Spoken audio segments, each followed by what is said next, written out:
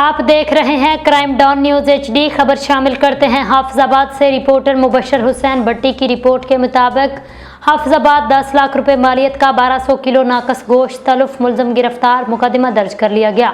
DG food authority के हुक्म पर जालसाज माफिया के खिलाफ कारी जरब। पिंडी भटियां इंटरचेंज पर नाकस गोश्त ले जाने वाली गाड़ी पकड़ ली गई। चेकिंग के दौरान कार नंबरी FDA 2691 में से गोश्त बरामद किया गया। वेटरनरी डॉक्टर ने तफसीली जायजे के बाद गोश्त को मुज़र सेहत करार दिया। मुलज़िम के पास इंतहाई लाजम रिकॉर्ड और ज़रूरी दस्तावेज़ात अदम मौजूद पाई गई। मुज़र सेहत गोश्त फैसलाबाद से रावलपिंडी में सप्लाई किया जाना था। जालसाजी का मकरूह धंधा में मुलव्वस गाड़ी मालिक के खिलाफ मुकदमा दर्ज करवा दिया गया। गैर मियारी मुज़र सेहत गोश्त सप्लाई रोकने के लिए नए कवानीन ला रहे हैं। मुर्दा बीमार गोश्त का खुराक में इस्तेमाल मैदे और जिगर के मूजी अमराज में मुब्तला करता है।